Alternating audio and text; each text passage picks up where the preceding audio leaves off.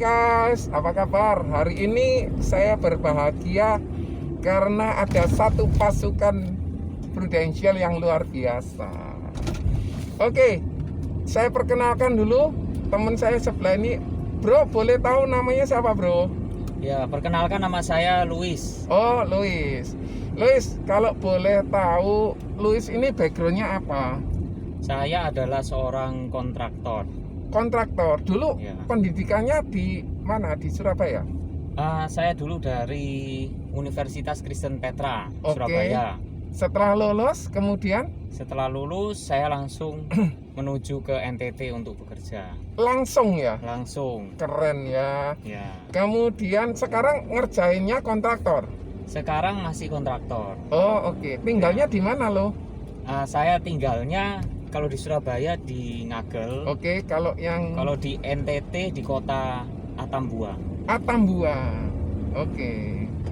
Atambua itu kalau misalnya boleh cerita, Surabaya sama mana lo? Kalau Atambua itu mungkin hanya sepersekiannya Surabaya. Enggak, Luas- maksudnya luas jaraknya kota. antara Atambua untuk menuju Atambua iya. itu. Jadi dari Surabaya itu kita mau ke Atambua harus transit di Kupang. Transit Kupang. Transit Kupang, dari Kupang kalau misal kebetulan ada pesawat ya langsung naik pesawat kecil sampai Atambua, itu kurang lebih 45 menit. Baling-baling ya? Baling-baling. Oh, Tapi oke. kalau kebetulan kayak saya kemarin ini saya naik mobil. Oh, oke. Jaraknya kurang lebih 6 jam perjalanan. Lo, kamu ngapain kok ke Surabaya lagi lo? Ini mau ketemu Ko Joni dong. Wes, Wes. hey. Lo kamu dengar-dengar memenangkan kontes yang dari Iya. Harvest. Iya, Menang puji apa lo? Tuhan. Saya menang yang pertama itu bukber bersama Harvest Oke, di mana lo? di Hotel JW Marriott. Wes, luar biasa. Dari Atambua pemenangnya datang, bro, guys. Kemudian kapan Anda gabung sama Prudential? Saya gabung kurang lebih akhir Januari. Akhir Januari. Akhir Januari. Tapi kenapa sih kok Anda bergabung di Prudential? Boleh cerita? Oke. Jadi awalnya tuh saya diajak sama teman. Oke. Pertama-tama diajak tapi saya belum tertarik lah. Ini bisnis apa ini kok serba, pokoknya teman-teman banyak yang asuransi juga lah. Jadi saya kurang tertarik awalnya gitu. Terus kemudian seiring berjalan waktu, saya sempat ketemu teman saya juga, dan dia sesama profesi, dia kontraktor juga. Dia kontraktor juga. Oke.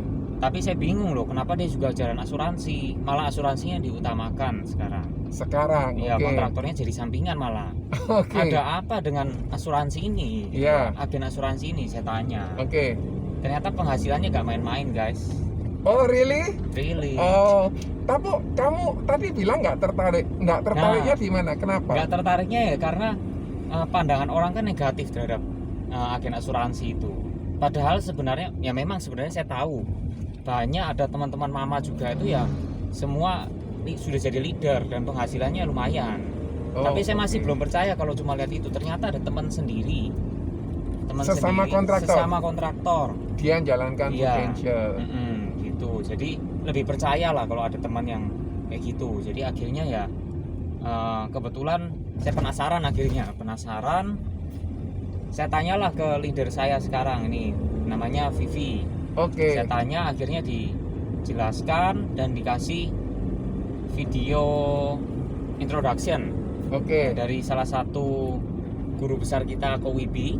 Oke. Nah, akhirnya saya belajar dari situ, dikasih video selama 20 menit, video BOP. Akhirnya singkat cerita saya sangat tertarik karena potensi di bisnis ini tuh saya lihat ternyata wow, penghasilannya Oke. bisa setinggi langit. Oke. Terus kemudian gimana ceritanya kok bisa gabung sama Vivi? Karena Vivi ini kebetulan teman saya dari kuliah. Oke. Jadi kan teman baik. Akhirnya Oke. ya kan sering ketemu, dia juga agent. Dia berapa kali sudah prospek saya, baru akhirnya setelah kurang Prospek lebih- jadi nasabah maksudnya? kalau jadi nasabah itu saya memang kan di prospek terus, Oke. terus akhirnya saya sadar asuransi itu memang perlu banget. Oke. Akhirnya saya awal-awal saya bergabung jadi nasabah di dia. Oh, sudah jadi nasabah. Sudah jadi nasabah. Setelah itu baru diajak Ya, gabung. betul. Loh, Begitu. boleh cerita pandangannya Lois tentang bisnis di Prudential ini apa?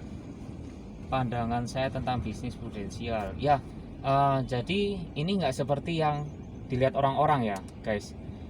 Bisnis prudensial ini ya salah satu jenis, kan ini ada berbagai jenis bisnis nih. Oke. Orang nggak bisa bilang prudensial itu bukan bisnis. Oke. Prudensial itu juga bisnis loh. Prudential Gitu. bisnis juga. Ya Oke. gitu. Jadi hanya berbeda bidang. Prudensial di bidang apa ya? Keuangan ya. Oke. Keuangan ada bidang, kalau saya kan konstruksi, bidang konstruksi. Oke. Ada yang bidang lain lah, bidang misal kuliner gitu. Oke. Nah, ternyata prudensial itu ya memang sebuah bisnis yang real gitu loh. Oke. Dan juga hasilnya ada nyata gitu loh. Itu. Gimana caranya Lois membagi waktu antara kerjaan dengan Prudential? Saya cara membagi waktu ya, jadi saya awal-awal tuh saya sangat sibuk ya. Jadi saya nggak ada waktu untuk untuk bisa mau jalanin Prudential ini. Saya awal-awalnya tuh nggak ada waktu sebenarnya. Oke. Terus karena saya lihat potensi di sini, saya berusaha untuk membagi waktu saya. Saya kan kebetulan saya kontraktor, saya ada nyambi juga ngelesi. Oke. Gitu. Jadi waktu saya setelah pulang dari proyek, pulang ngelesi langsung sampai malam. Jadi sehari-hari itu nggak ada waktu. Setelah itu saya mencoba untuk membagi waktu di Prudential ini. Saya ya bisa dibilang pas pertengahan saya menjaga proyek kan bisa kadang-kadang ditinggal. Oke. Jadi saya tinggal sebentar untuk saya pergi prospek, kemudian saya kembali lagi untuk mengawasi proyek. Dan juga saya nggak setiap kali kan kadang ada yang lesnya tiba-tiba dibatalkan, saya langsung masuk untuk saya pergi prospek. Dan juga saya sekarang sudah buat ada jadwal kegiatan harian supaya saya konsisten bisa prospek setiap hari. Oke. Itu. Lo boleh cerita sih, gimana sih kondisi Atambua lo? Kondisi Atambua ini apanya Bu nih? Jadi kayak Cuacanya. apa sih Atambua ini kayak apa ya? Ya. Oke. Jadi Atambua ini jangan dibayangkan seperti Surabaya ya guys ya. Oh, Surabaya ini Surabaya ini sudah, Atambua dengan Surabaya sudah kalau jauh ya. jauh sekali lah. Oke. Surabaya jauh lebih ramai dari Atambua. Oke. Surabaya itu bisa dibilang mungkin kalau di Atambua itu bisa dibilang mungkin kayak Surabaya bagian barat. Bahkan barat pun itu Surabaya barat masih lebih besar dari Atambua. Oh, oke. Gitu. Nah, Oke. kalau untuk mallnya di Atambua itu nggak ada mall. Nggak Adanya ada, oke. plaza. Plaza itu pun itu hanya terdiri dari 3 ruko dijadikan satu. Nah, itu sudah jadi Plaza Atambua namanya. Oh. KFC juga cuma satu di sana. Oke. Dan juga untuk lain-lainnya udah nggak ada, cuma supermarket biasa semua Oke. gitulah. Jadi gitu, kota kecil Oke. kecil di NTT. Oke. Itu. Dengernya pernah sempat mati lampu ya? Oh iya. Kenapa lo? Itu pas kemarin itu loh, musibah di NTT. Ini teman-teman juga tahu ya. Beberapa waktu lalu ada badai namanya badai, lupa saya namanya ya. Sempat Badai membuat Adonara mati. ya, Adonara kalau nggak salah ya. Oke. Lupa. Ya itu ada badai besar di Kupang. Yang menyebabkan banyak pohon tumbang, banyak banjir di mana-mana. Oke. Dan juga itu untungnya tidak sampai merembet ke Atambua. Oh, Tapi oke. Atambua tetap sempat kena. Jadi ada beberapa pohon tumbang, tapi pusatnya kan ini nih di Kupang. Nah, kebetulan di Kupang ini kan sumber listriknya di Kupang nih untuk Atambua. Jadi dari oke. Kupang ada daerah namanya ada Kupang, Soe, Oh, oke, Keva, tahu. Atambua. Oh, Nah, iya, jadi iya. jalurnya gitu dari Kupang, Soe, Keva, Atambua. Nah, jalurnya itu terputus di tengah-tengah karena tiangnya ada yang rubuh. Oh, jalur Akhirnya, listrik ya? Jalur listriknya itu terputus. Akhirnya dari Kupang sampai Atambua itu semuanya mati. Jadi kalau bisa dilihat NTT dari atas, wah semuanya gelap. Jadi seperti kembali ke zaman dulu, teman-teman.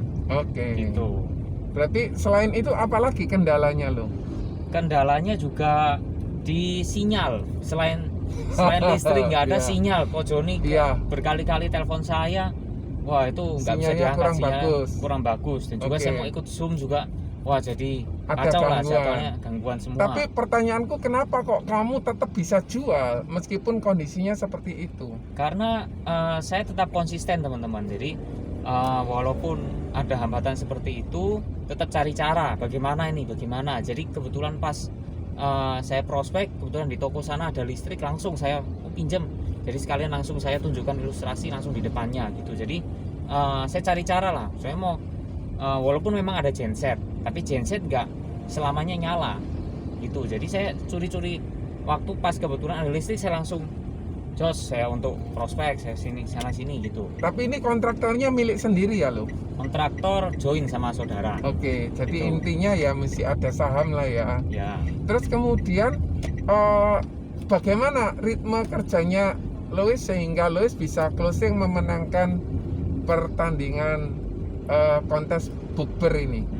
wah itu perjalanan yang berat sekali teman-teman ya. Berat, kenapa Nah. berat? Iya bro, jadi saya itu kalau di total sudah prospek 50 orang.